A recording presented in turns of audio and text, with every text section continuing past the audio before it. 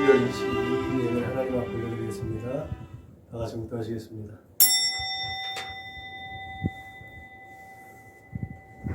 삼조신 하나님 감사합니다. 오늘도 우리 한 사람 한 사람을 기억하여 주시고 하늘의 신령한 것과 땅 기름지고 복된 것들로 충만하게 하시고 한 주간을 이끌어 주시고 우리 인생을 붙잡아 주셨으니 이거 감사를 드립니다. 우리를 또 그렇게 기억하여 주시고 우리의 발걸음을 하나님의 이 거룩한 제단 앞으로 불러주심을 믿습니다. 지금도 우리의 삶의 자리 가운데 살아서 역사하시는 하나님께 오늘도 드려질 예배 가운데 진심을 다하여서 마음의 중심으로 예배할 수 있도록 주님 인도하시고 축복하여 주옵소서. 그렇게 하나님 이곳에 임재하여 주셔서 이곳을 성전 되게 하심을 믿습니다. 이곳을 성전 삼아 주셨사오니 믿음과 소망을 담아 하나님께 그 사랑을 표현할 수 있는 우리들의 삶이 될 수 있도록 오늘의 예배가 될 수 있도록 주님 인도하여 주옵소서. 대림절 주간 네 번째 주간을 맞이했습니다. 이제 며칠 지나면 성탄을 맞이하는데 성탄의 기쁨도 맞이할 뿐만 아니라 다시 오실 주님을 대망하며 우리의 삶의 질 가운데 믿음과 삶의 균형 있는 삶을 살아낼 수 있도록 성령으로 충만케 하여 주옵소서. 아직까지 함께하지 못한 믿음의 동역자들을 기억하여 주심을 믿습니다. 그들이 어디 곳에 어느 또 모양으로든지 간에 하나님의 공급해 주신 그 은혜와 사랑을 동일하게 경험하고 공급받을 수 있도록 하나님 저들에게 은혜와 진리로 충만하게 하여 주옵소서. 홀로 영광받아 주실 줄 믿사하고 예수님의 이름으로 기도드렸습니다. 아멘. 응답 찬송 부르시겠습니다.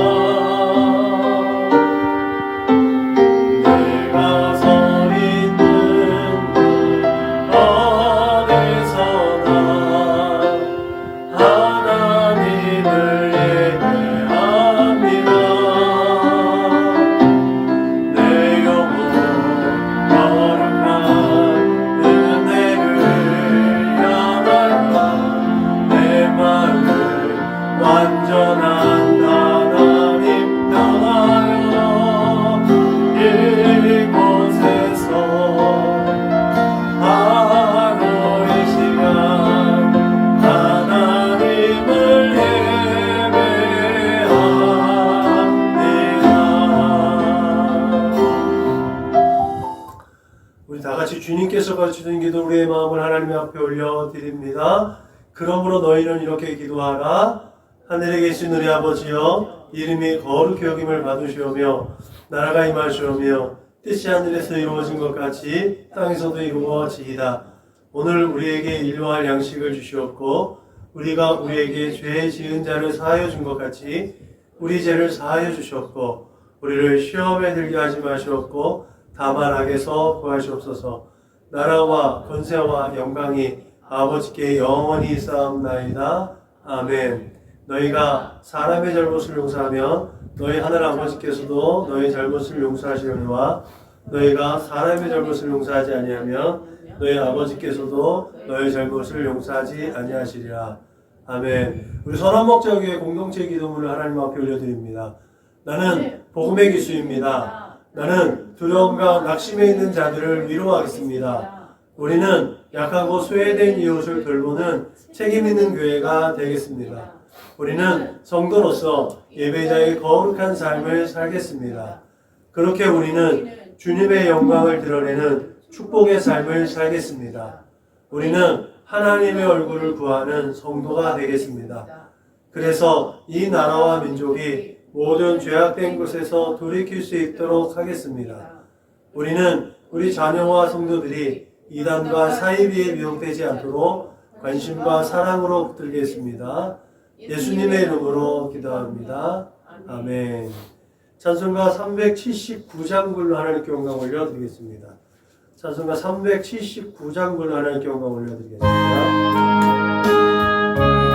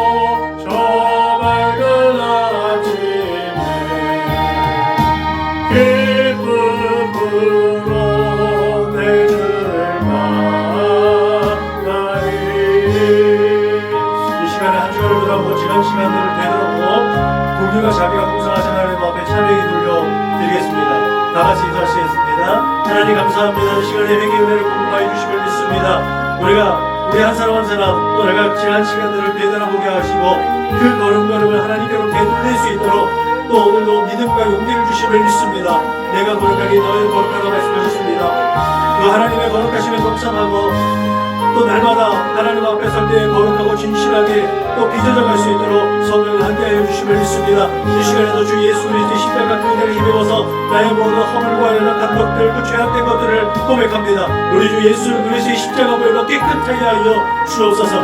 이 세상에 허탄한 죄악을 쫓았던 나의 생각과 마음을 감찰하심을 믿습니다. 주 예수의 피로 정결하게 하여 주옵소서. 내 만족과 내 욕을 쫓아서 내 생각 마음대로 우리의 두 손과 두 발로 지은 모든 죄를 아버지 지었던 것들을 고백하오니 용서하여 주옵소서. 하나님도 성령을 근식케 하였습니다.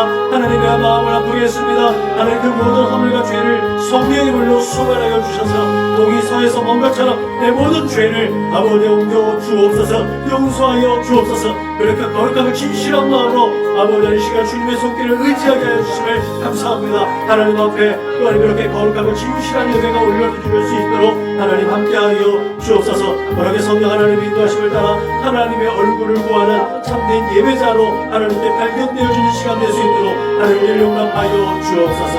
감사하며 거룩하신 우리 주 예수님의 이름으로 기도드렸습니다. 아멘. 사도신경으로 신앙을 고백하겠습니다. 나는 전능하신 아버지 하나님 천지의 창조주를 믿습니다.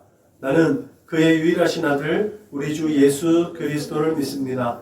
그는 성령으로 잉태되어 동정녀 마리아에게서 나시고 본디오 빌라도에게 고난을 받아 십자가에 못 박혀 죽으시고 장사된 지 사흘 만에 죽은 자 가운데서 다시 살아나셨으며 하늘에 오르시어 전능하신 아버지 하나님 우편에 앉아 계시다가 거기로부터 살아있는 자와 죽은 자를 심판하러 오십니다. 나는 성령을 믿으며 거룩한 공교회와 성도의 규제와 죄를 용서받는 것과 몸의 부활과 영생을 믿습니다. 아멘. 찬송가 411장 굴 하나님께 영광 올려드리겠습니다. 찬송가 411장 굴 하나님께 영광 올려드리겠습니다.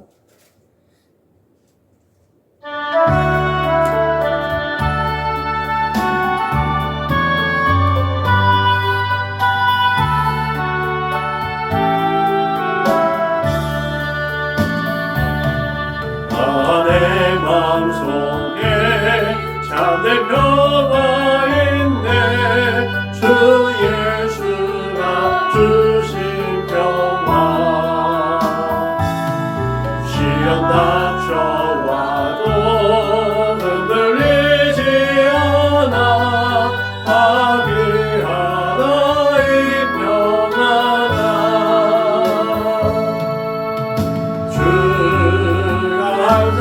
세상에서 내 맘속에 주가 항상에서 예쁘다 주 나의 맘에서 위로하시네 어찌 내가 주를 떠나 살까 이 귀한 평화 내가 받고 보니 내 슬픔이 사라지고 맘에 깊은 맘서 주를 찬양하네 평화의 임금 예수 주가 항상에서 내 맘속에 주가 항상에서 예쁘다 주 나의 맘에서 위로하시네 어찌 내가 주를 떠나 살까 주 날개 아래 내가 사는 놈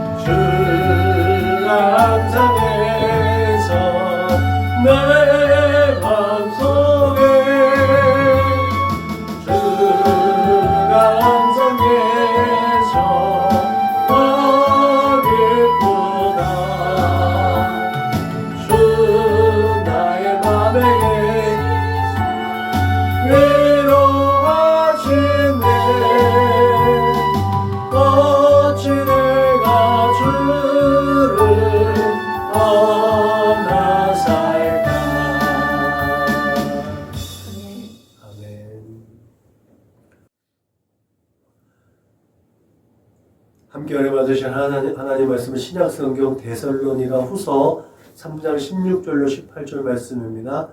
신약성경 336페이지 전후를 찾으시면 되겠습니다.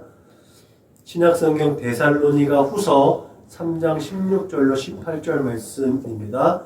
함께 있습니다. 시작. 평강의 주께서 친히 때마다 일마다 너희에게 평강을 주시고 주께서 너희 모든 사람과 함께 하시기를 원하노라. 나 바울은 친필로 문안하노니 이는 편지마다 표시로서 이렇게 쓰노라. 우리 주 예수 그리스도의 은혜가 너희 무리에게 있을지어다. 아멘.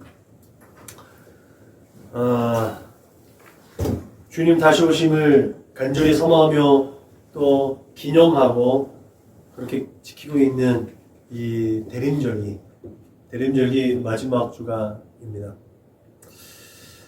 며칠 후에 성탄의 기쁨을 맞이하면서도 우리 주님의 다시 오심을 또 소망을 담아 오늘 말씀을 또 마음에 깊이 새길 수 있기를 주님의 이름으로 축복합니다. 바울이 칭찬과 위로를 또 아끼지 않고 또 격려하면서 데살로니가 교회에 첫 번째 편지를 보냈어요. 근데 그 첫 번째 편지를 보낸 의도대로 성도들에게 교훈이 되지 않는 거예요. 바울이 예수님의 재림을 기다리면서도 주어진 삶의 자리에서 최선을 다했다고 분명히 말했거든요. 그러니까 삶의 자리에서 최선을 다해라. 제가 늘 얘기하는 것처럼 그리스도인은 두 배로 살아야 된다. 두 배로 열심히 살아야 돼요. 두 배로 열심히 공부하고, 두 배로 열심히 일하고, 두 배로 헌신하고, 두 배로 시간 관리를 잘해야 돼요. 두 배로 건강 관리를 잘해야 돼요. 그래서 우리 회사에 전무님이 면접을 볼 때 그 얘기를 하시더라고요. 건강 관리 잘해야 됩니다. 일을 왜 하러 왔어요? 돈 벌러 왔지요? 돈을 왜 벌어요? 가족이 행복하려고 하잖아요. 본인 몸이 건강하지 않으면 돈도 못 벌고요. 가족의 행복도 지킬 수가 없어요. 그러니까 보약 사서 드세요. 꼭 보약 사서 드세요. 이런 얘기를 하시더라고요. 그게 우리의 삶의 일상이에요. 우리 주님이 내일 당장 오더라도 오늘 우리에게 주어진 모든 일들을 감당해내야 됩니다. 우리의 일상 가운데 그래서 경건의 연습과 훈련들이 우리의 일상 속에 늘 자리 잡혀 있어야 되는 이유가 거기에 있는 거예요. 제가 얘기하죠. 생활의 11조. 하루 24시간, 그죠? 2시간 44분이라는데요? 144분이니까, 그죠? 144분이니까 2시간 24분. 하루에 2시간 24분은 하나님의 것이에요. 하루에 2시간 24분은요, 경건의 연습과 훈련을 당연히 해야 되는 우리의 책임 있고 의무적인 거예요. 그 경건의 연습이 우리의 일상이 되어야 되는 이유가 여기 있는 거예요. 내일 당장 주님이 오셔도 내가 오늘 나의 주어진 사명을 감당해야 되는 것. 그것이 하나님께서 오늘 우리에게 원하시는 것이라는 사실을 분명히 기억해야 될 줄로 믿으시기 바랍니다. 그렇게 사도 바울이 자신도 그 사역을 감당하면서 매일매일 삶의 자리에서 최선을 다한다고 그렇게 전달했음에도 불구하고 데살로니가 성도들은요, 예수님의 재림이 당장 이루어진다고 잘못 생각하고 그냥 말하자면 조금 그 보수의 신앙의 모습을 보였나 봐요. 그리고 모든 손을 내놓고 하늘만 쳐다보고 있어요. 하늘만. 우리 주님이 구름 타고 오신다 그랬는데, 우리 주님이 구름 타고 오신다 그랬는데 어느 구름 타고 오실까? 이런 한심스러운 모습을 바울이 좀 듣게 됩니다. 뿐만 아니라 그들에게 가해지는, 데살로니가 교회 성도들에게 또 이렇게 가해지는 여러 가지 환난과 핍박이 더 심해지고 있었던 것은 부인할 수가 없었던 거예요. 그래서 그들의 삶은 이해가 되잖아요. 오늘 우리 한국 사회가 조금 가난하고 어려웠을 때도 우리의 신앙이 또 많이 이렇게 부흥하고 발전했었던 결정적인 이유도 그런 하나의 돌파구 아니겠습니까? 교회에서 여러 가지를 도와주고 제공해 주면서 주님의 사랑을 전하고 주님 날이 오시겠다. 주님 다시 오신다. 지금 말세다. 말세라는 기본적인 이것이 예수께서 오신다는 것을 말세잖아요. 그러니까 예수 안 믿는 사람들이 말세다 그러면 좀 이해가 안 되는 부분이 있죠. 잘 모르고 하는 거죠. 그렇기 때문에 바울이 이런저런 상황들 속에서 재림의 시기에 대해서 오해하고 있는 그들에게 또 핍박과 환난을 받고 있는 그 상황에 대해서 조금은 더 위로하고 또 오해할 부분들을 또 다시 바로잡기 위해서 데살로니가 후서를 기록했습니다. 오늘은 그 뒤에 모든 교훈을 마치고 이제 도장 찍는 거죠. 바울이 그 첫 번째 편지를 보냈을 때 예수님의 재림에 대한 확신을 교훈했다면 이 두 번째 편지는 그런 재림에 대해서 오해와 편견을 붙잡기 위해서 보낸 편지라는 사실에서 대림절기를 지나가고 있는 우리에게 이 절기 며칠 안 남은 이틀 후면 성탄절이잖아요. 3일 후면 성탄절인데 내일하고 모레 데살로니가 오늘 성경 읽기 이제 이번 다음 주면 이제 거의 끝나는데 데살로니가 전서 후서를 월요일 화요일 한 번 더 한번 읽어보면 한 10분도 안 걸려요. 이거를 매일 한번 읽어봤으면 좋겠다. 조금 더. 그러면 우리가 재림에 대해서 신천지 예수 증거교회인가 거기는 1년 만에 수료명이 몇 명이 됐다고 현수막을 걸어놨더라고요. 이제 이단과 사이비들이요 숨기지 않습니다.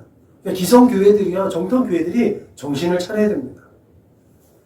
독도가 우리 거라고 주장하지 않으니까 일본이 막 저렇게 난리치는 것처럼요 이단과 사이비들이요 정통교회가 반응하지 않으니까 더 난리칩니다. 정통교회가 정통교리와 정상적인 이 메시지를요 분명하게 전달하고 신앙교육이 있어야 될 줄로 믿으시기 바랍니다. 그런 의미에서 이틀 동안 데살로니가서를 한번 반복해서 읽는 것도 우리에게는 좋은 경건의 연습이 될 줄로 믿으시기 바랍니다.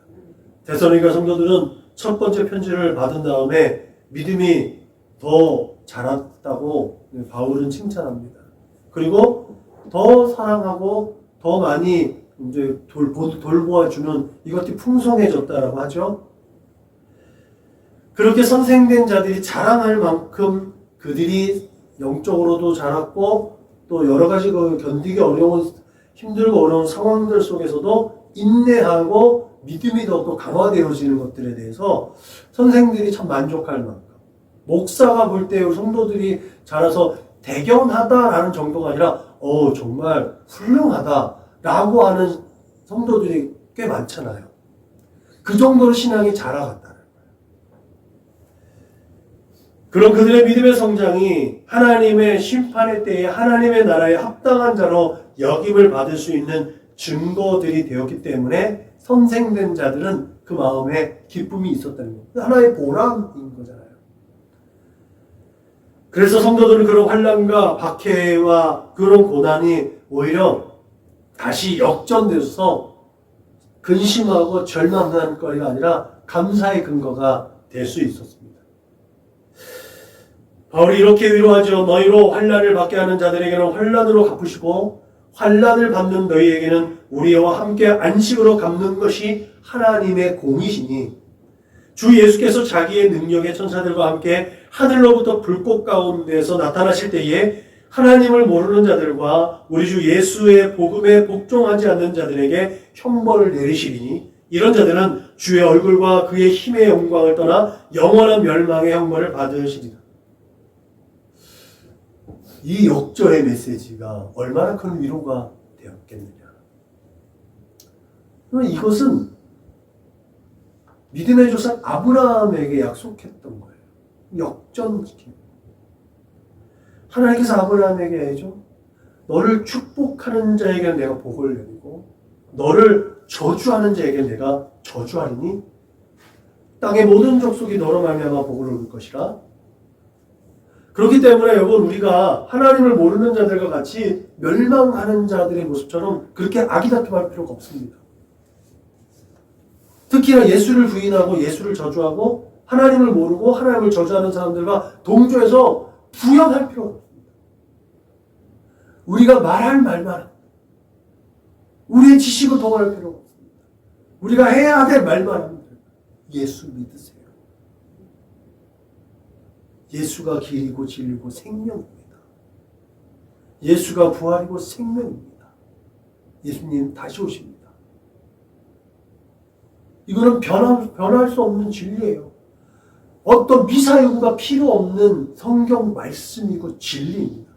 하나님의 말씀이고 반드시 이루어지는 말씀입니다. 우리의 지식으로 괜히 어설프게 얘기했다면요, 역공을 당해요. 그럴 필요가 없습니다. 이렇게 바울은 지금까지 데살로니가 교회 성도들을 칭찬하고 격려하고 위로했습니다. 그런데 바울은 이제 본격적으로 첫 번째 편지에 대해서 오해를 일으켰던 사안에 대해서 이제 뒷부분에 다시 한번 짚어줍니다. 바울은 이미 죽은 자들은 하나님 나라에서 그 하늘나라에서 제외될지도 모른다는 그 근심에 사로잡혀 있는 성도들에게 다시 한번 그들을 위로하면서 다시 교훈을 하는 거죠. 이제는 예수 재림의 소망 때문에 자신들의 모든 일을 내려놓고 넋놓고 기다리는 사람들에게 단호하게 교훈합니다. 이렇게 바울은 갑자기 배교의 위험에서 거짓 교훈의 그 위험에 빠진 데살로니가 성도들을 위해서 다시 한번 신학적으로 접근하고 그들에게 더욱더 분명하게 얘기합니다. 올레티, 바, 난예. 이미 하나님의 나라는 임하여졌습니다. 예수께서 십자가에 못 박혀 죽으시고 부활하시고 승천하시면서 제가 얘기해요. 그 재림 말세는요 카운트다운이 시작이 된 거예요.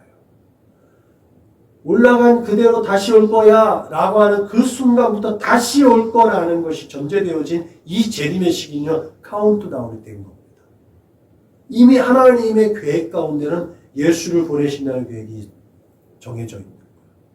그리고 성령을 보내주잖아요.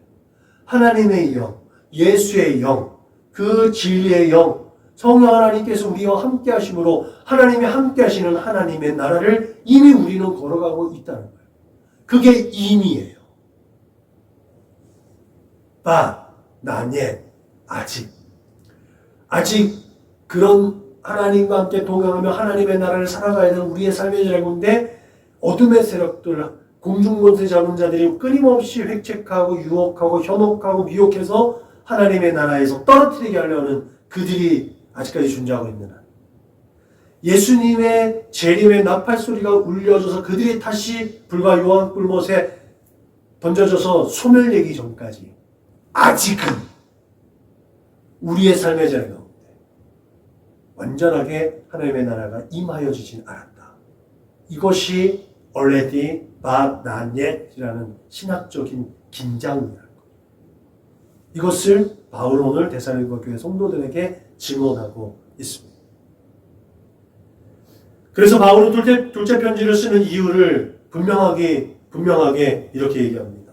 데살로니가 교회 성도들이 어떤 이가 주의 날이 이르렀다고 선동하고 있었으니 분명하기 때문에 그 교훈 때문에 초대교회 성도들이 즉각적인 구원의 성취를 이렇게 헷갈리게 하지 말고 우리 주님 빨리 오시면 좋겠다.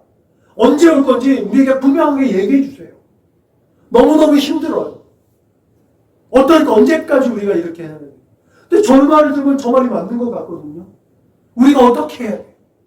이런 성도들에게 때와 시기에 관하여는 아버지의 권한에 있는 것이다. 이 말은 뭐예요? 때와 시기에 관해서 아버지의 권한에 있는 것들을 도전하고 그것을 차용하는 사람들은 아버지의 권한을 침탈하는 도둑들이다. 그것이 거짓이다. 오늘 우리가 알고 있는 것과 동일합니다. 그런 거짓 교훈들로 인해서 믿음과 소망으로 견디고 있는 성도들에게 임박하였다는 예수님의 재림이 이루어지지 않는 것에 대해서 그 거짓 교훈자들이 계속해서 의심하게 하고 두려움하게 하게 했다는 이 것들이 계속 발생하게 하기 때문에 바울은 이 말로 때와 시기에 대한 아버지의 권한 안에 있다. 아주 간단하게 그러나 강력하게 말하고 있습니다. 제가 얘기했죠. 세상에 미혹하는 영들, 대적하는 영들은요, 우리를 끊임없이 미혹하고 유혹하고 현혹합니다.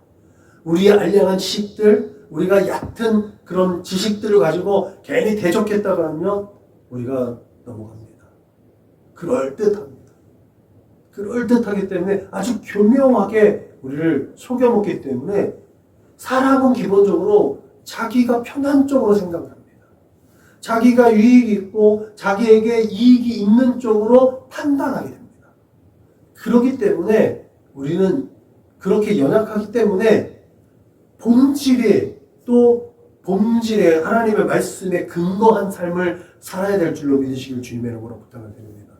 내 생각으로 판단하고 내 생각으로 어떻게 규정한 지식이 아니라 하나님 말씀 그대로를 전하는 것.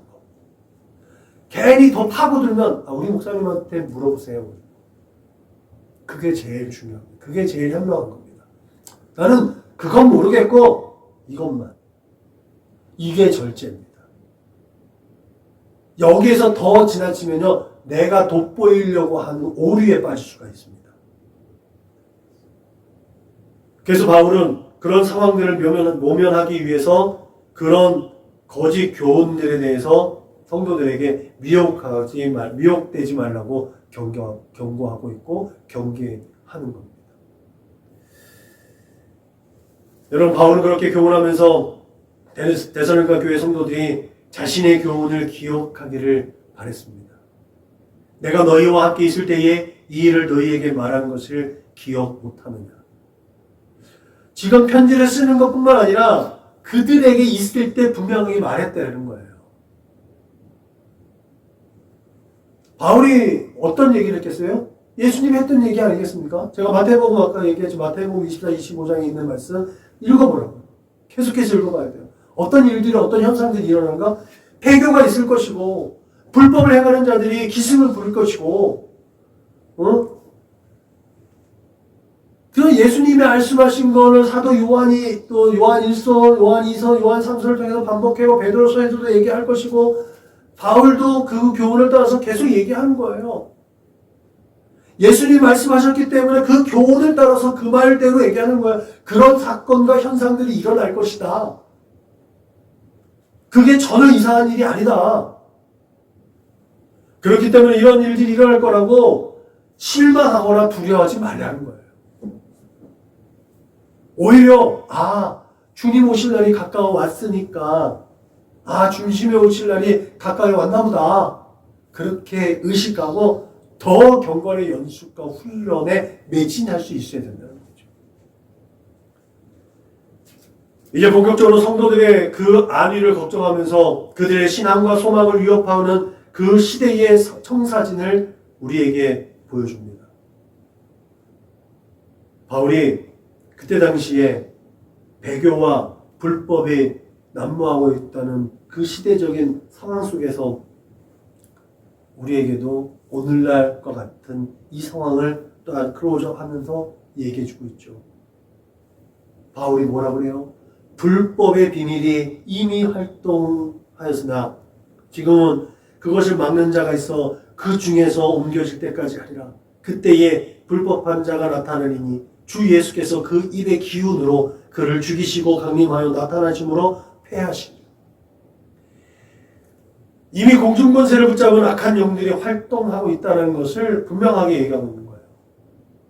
아무리 공중권세를 붙잡고 있다 할지라도 그럼에도 불구하고 온 우주 만물의 주인 되신 하나님께서 그것 또한 통제하고 있다고 말하고 있는 거예요. 하나님께서 그냥 내버려두고 있지 않다는 거예요. 이제 그 통제 안에 있지만 그러면 이제 최종적으로 마지막 하나님의 나팔 소리가 울려 퍼질 때 그 악한 것들은 완전하게 폐하여진다. 이것이 진리인 줄로 믿으시기 바랍니다. 이것이 하나님의 계획 가운데 있는 거예요. 그래서 그 전제 조건이 뭐예요? 모든 인생들이 예수에 대한 소문을 들어야 되는 거예요. 한 영혼도 억울한 자가 있으면 안 되는 거예요. 그때가 되기 위해서 또 선교사님들은 부지런히 선교 활동을 하는 거죠. 그렇게 이런 이 시대를 살아가는 성도들에게도 바울은 함께 또 기도하기를 우리에게 또한 이 말씀을 전해주고 있다는 사실을 기억하시길 바랍니다. 아멘. 바울은 예수 그리스도의 복음이 신속히 그렇게 전파되어서 데살로니가 교회 성도들과 같이 오늘 우리가 살아가는 우리에게도 믿음의 역사와 소망의 인내와 사랑의 수고를 하는 공동체가 영광스럽게 되는 그런 믿음의 삶, 그런 공동체가 될 수 있음을 소원하고 있음을 믿으시길 주님의 이름으로 축복합니다. 아멘. 그 믿음의 성도가 이 세상을 살아가면서 부당하고 악한 사람들에게 당하는 여러 가지 환난과 핍박 가운데서도 하나님께서 때를 따라 돕는 은혜를 베풀어 주셔서 같이 함께 중보하고 도고의 기도를 통해서 구원을 얻을 수 있도록 여러 가지 영적인 구원을 얻는 것뿐만 아니라 그런 삶의 모든 문제가 해결되어져서 형통한 복을 얻을 수 있도록 함께 사역하고 함께 형통한 복을 누릴 수 있을 것을 사도 바울은 누차 얘기하고 있습니다. 근데 오늘 3장 뒷부분을 읽었는데 데살로니가후서 3장에 아주 중요한 사실이 하나가 있습니다. 그래서 앞에 있는 2절의 말씀인데 그 중요한 본문의 말씀, 믿음은 모든 사람의 것이 아니니라. 굉장히 중요한 말씀이죠. 믿음은 모든 사람의 것이 아니니라. 여러분, 믿음이 뭐예요? 믿음. 바라고 확신하는 것들 아니겠습니까? 소원하는 거 아니겠습니까? 신뢰하고 확고한 어떤 확신 같은 거, 그게 믿음 아니겠습니까? 기독교인에게만 믿음이 있는 건 아니라고 말씀드렸죠. 타종교에도 믿음이 있습니다. 그렇기 때문에 누구에게나 있는 이 믿음, 중요한 것은 그 믿음의 뿌리가 어디에 있느냐는 거예요. 우리가 확신하고 믿을 만한 근거가 우리의 이런 물질 들이고 시간 들이고 에너지를 들이고 많은 사람들에게 어떤 전도를 하고 전도하면서 여러 시간 싫은 소리도 듣고 남들에게 그런 모욕적인 말을 조롱하는 말, 모욕적인 말, 그런 들을 말 필요가 없는데도 불구하고 전도하면서 그런 말을 들으면서 예수를 전하는 이유가 뭐예요? 그 근거가 우리 믿음의 뿌리의 근거가 하나님 말씀 가운데 있고 예수 그리스도에게 있어서 그런 거 아니겠습니까? 성경은 이렇게 얘기하죠. 믿음은 들음에서 나며 들음은 그리스도의 말씀으로 말미암았느니라. 예수 그리스도를 믿음으로 말미암아 모든 믿는 자에게 미치는 하나님의 의인이 차별이 없느니라. 여러분, 예수 그리스도로 말미암아 형성된 우리의 믿음, 그 믿음이 살아서 역사하시고 온 우주 만물을 창조하시고 우리의 삶의 질 가운데 지금도 살아서 역사하시는 하나님께 인정받는 의, 그것을 칭의라고 말했죠. 그것이 우리의 의라는 거예요. 그것이 바탕되어져 있는 우리의 삶의 궤적들, 정의롭고 공의로운 것, 이 세상이 요구하고 있는 착하고 선한 일이 공의롭고 정의로운 일이 아니라 이 믿음이 바탕되어져 있는 하나님의 의, 그 의가 표현되어져 있는 거예요. 그게 하나님은 공의롭고 정의롭다는 거예요. 그것이 나타난 현상이 이웃사랑으로 표현되어지는 거예요. 이웃사랑이 그냥 나의 삶의 어떤 궤적 가운데 나는 좀 은사가 사람들에게 애정을 베푸는 은사가 있나 봐. 뭔가 베푸는 은사가 있나. 이것이 아니라 그 의로 말미암아 표현되어지는 것이 하나님 이웃사랑으로 표현되어야 될 줄로 믿으시길 바랍니다. 여러분, 타종교처럼 스스로 참선하고 해탈하고 열반에 이르게 하는 것, 그게 구원이 아니에요. 그게 믿음이 아니에요. 예를 지키거나 인간 스스로가 윤리적으로 어떠한 도덕적으로 높은 위치에 있거나 또 폭력적으로 자신들의 믿음을 관철하기 위한 타 종교처럼 그런 것들을 표현하는 게 믿음이 아닙니다. 믿음은 하나님의 의가 반영되어져서 표현되어지는 거예요. 그래서 믿음은요, 정적인 게 아닙니다. 믿음은요, 동적인 거예요. 믿음은 표현되어지는 거고요. 믿음은 행동되어지는 거예요. 그래서 행동하는 신앙인이라고 해요. 믿음이 있으면 표현되어지고 믿음이 있으면 행동하게 되어져 있는 거예요.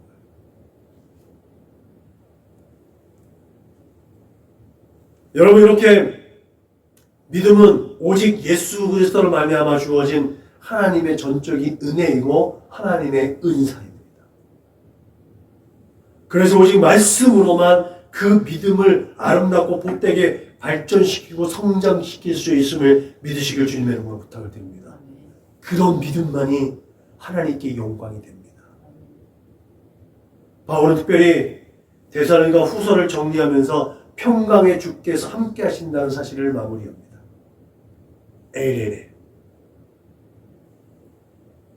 평강으로 번역됐지만 헬라어로 표현된 에이레네는요, 번영과 복지라는 말이 되어졌어요. 여기에서 복지가 무조건 공산주의적인 전제적인 그런 표현이 아니라는 것들을 확실하게 알 수 있죠. 사회복지가 누구는 그래요? 사회복지는 사회주의자들이 주창하고 공산주의적인 발상에서 발효된 거라고 그렇게 발언하는 사람도 있더라고요. 전혀 그렇지 않다는 거예요. 에이레네. 하나님께서 주시는 평강, 이 샬롬의 은혜는요, 모든 사람들이 평화한 거예요. 모든 사람들이 화평하고 화합을 이루는 거예요. 제가 얼마 전에 이제 속죄절 설교를 했잖아요. 절기 때 어떤 노동도 하잖아요. 대속죄일도 그렇고. 사람들이 다 하나님께 드려지는 그 잔치에 다 참여해서 다 동등하게 먹고 쉼을 얻는 거예요. 그게 바로 평화입니다. 그게 바로 에이레네입니다. 번영과 복지.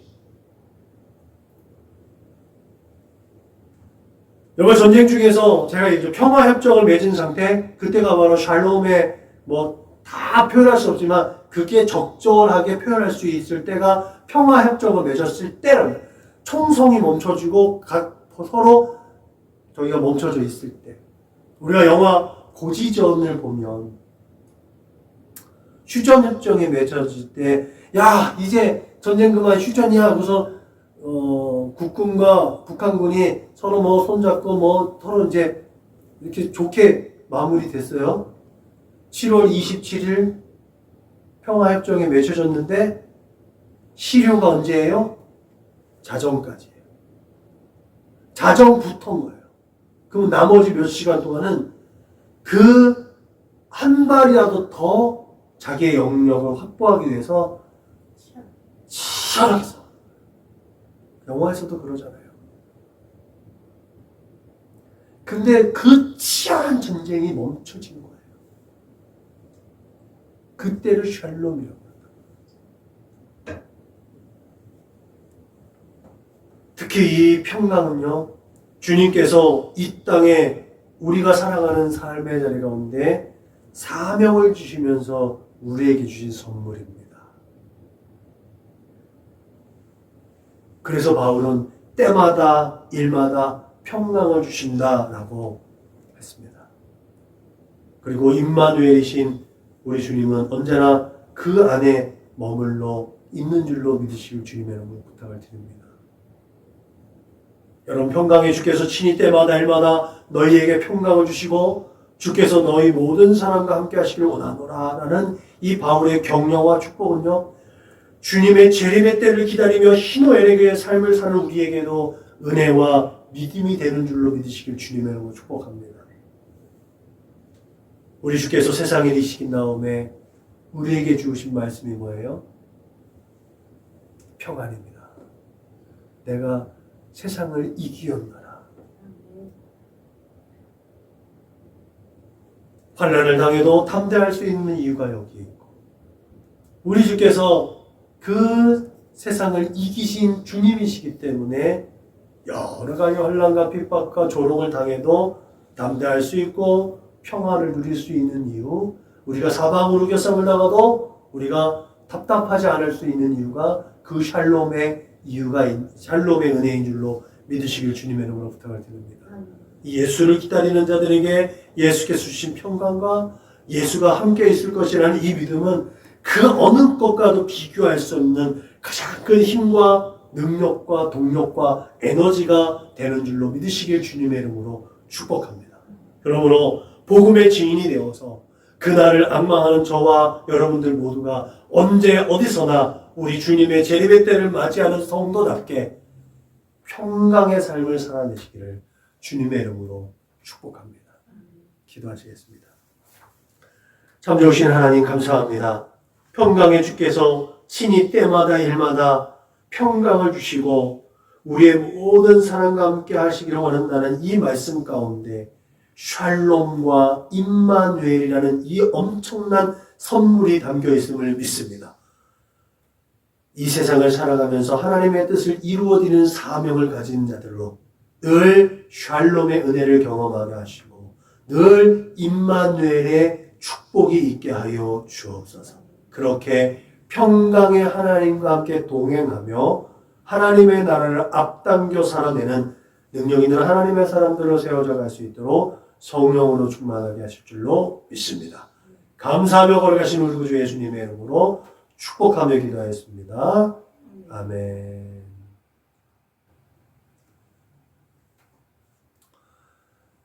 화성찬송 부르시겠습니다.